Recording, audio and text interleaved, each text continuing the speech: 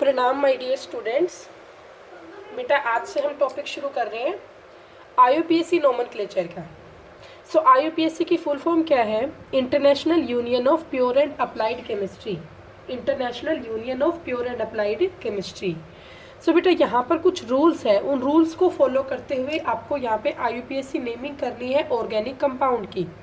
तो वो रूल क्या क्या है देखिए। सबसे पहला रूल है choose the longest and continuous chain of carbon atom. आप जब भी किसी कंपाउंड की नेमिंग करें तो जो कार्बन एटम हो उसकी सबसे लंबी और कंटिन्यू चेन आपको सेलेक्ट करनी है। सेकंड रूल है जो नंबरिंग है that will be done from that side where the functional group and the substituents occupy the lowest position. जब नंबरिंग आप करते हो तो नंबरिंग उस तरफ से करें कार्बन चेन की जहाँ से फंक्शनल ग्रुप और सब्स्टिट्यूएंट्स जो आपके हैं उनकी पोजीशन कम से कम जगह पे आए। ठीक है, नंबरिंग आप ऐसे करें कि जो आपके सब्स्टिट्यूएंट्स है और फंक्शनल ग्रुप है they occupy the lowest position. अब what are the substituents? Substituents क्या होते हैं? तो बेटा कुछ एग्जाम्पल्स हमने यहाँ पर लिखे हैं सब्स्टिट्यूएंट्स के, जैसे कि CH3। बेटा आगे मैंने बॉन्ड लगा रखा है, मीन्स किसी से जुड़ा हुआ आगे ऐसे ही। तो CH3 आपका होता है मिथाइल। C2H5 आपका होता है इथाइल। C3H7 ये होता है N प्रोपाइल। ऐसे Cl होता है क्लोरो, Br होता है ब्रोमो और I होता है आयोडो, F होता है फ्लोरो, OCH3 O से ऑक्सी और CH3 मिथाइल, तो ये बन गया मिथॉक्सी। OC2H5 O से ऑक्सी और ये आपका C2H5 ये बन गया इथॉक्सी। फिर आपका नेक्स्ट फंक्शनल ग्रुप क्या होते हैं? तो बेटा फंक्शनल ग्रुप ऐसे कंपाउंड ग्रुप होते हैं जो किसी कंपाउंड के साथ जुड़ के उसकी प्रॉपर्टीज को चेंज कर देते हैं और उसको एक नया कंपाउंड बना देते हैं। तो आपको यहाँ पर ये सब याद करने पड़ेंगे किस फंक्शनल ग्रुप की क्या पहचान है। तो सबसे पहला आपका है C डबल बॉन्ड C।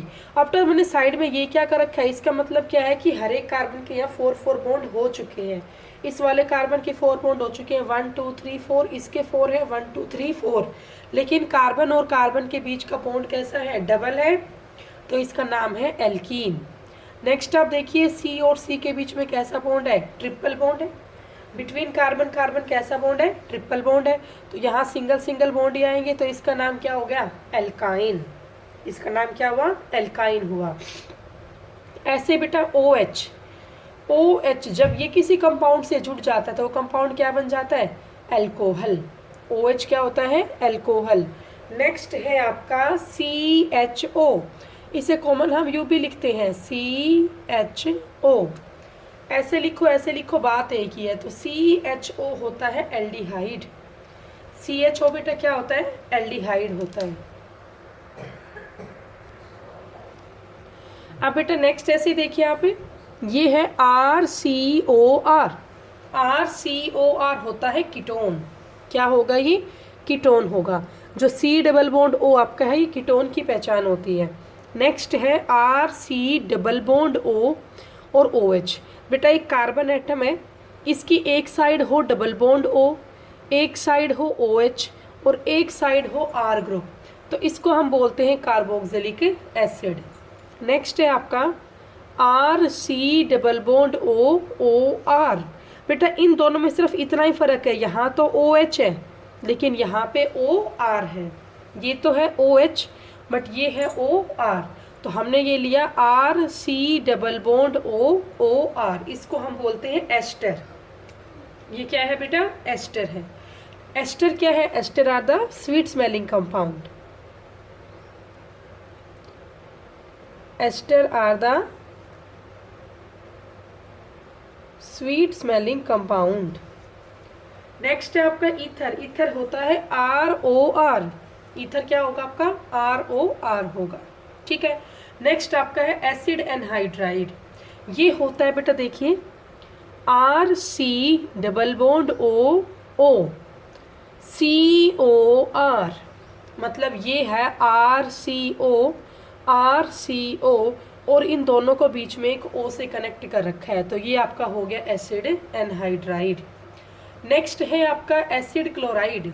और एसिड क्लोराइड क्या होता है? RCOCl, RCOCl। नेक्स्ट है बेटा एसिड अमाइड, एसिड अमाइड। तो एसिड अमाइड की पहचान क्या होती है?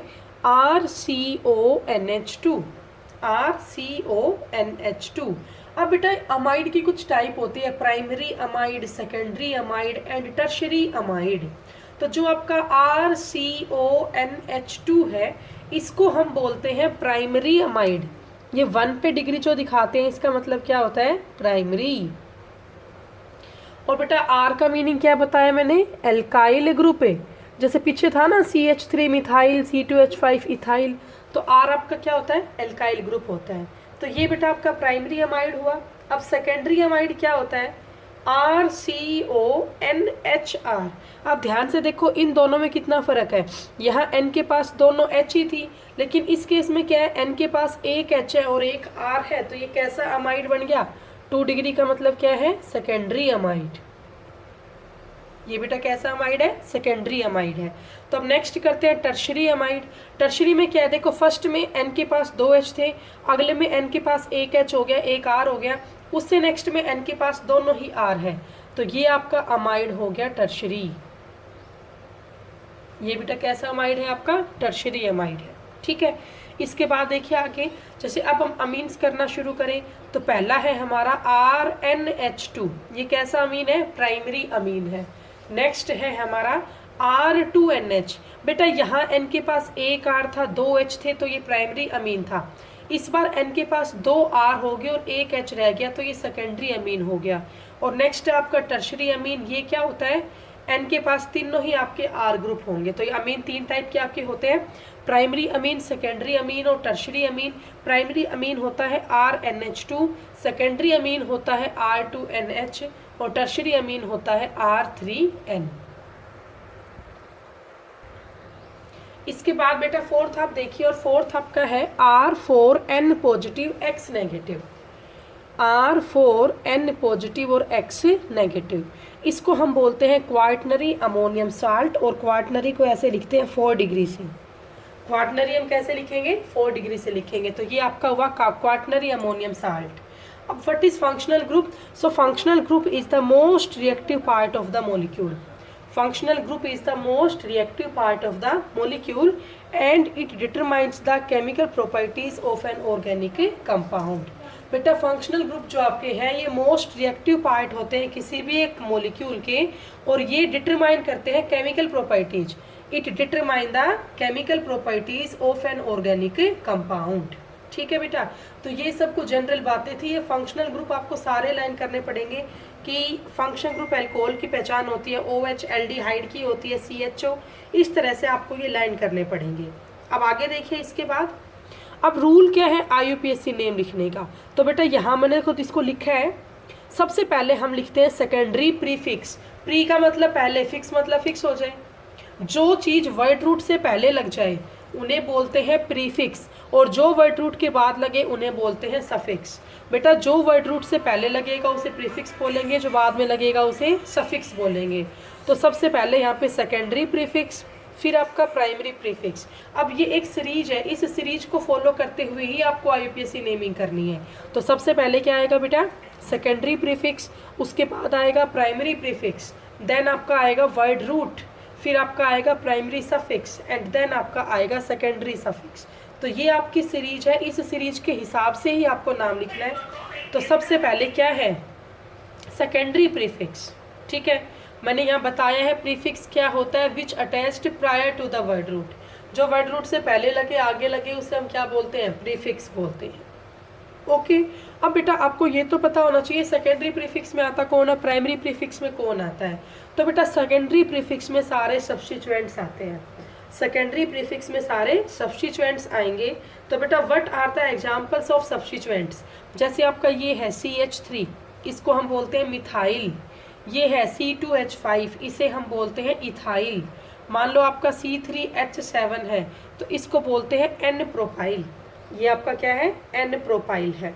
ठीक है, ऐसे OR, O से ऑक्सी, R से एल्काइल, तो एल्काइल प्लस ऑक्सी क्या बन गया? एल्कोक्सी बन गया। F से हो गया फ्लोरो, Cl से हो गया क्लोरो, Br आपका हो गया ब्रोमो और I से आपका हो गया आयोडो। तो बेटा फ्लोरो, क्लोरो, ब्रोमो, आयोडो ये सब आपके क्या हैं, सब्स्टिट्यूएंट्स हैं, ठीक है। Methyl, ethyl, propyl, alkoxy, fluoro, chloro, bromo, iodo, all of these are the substituents.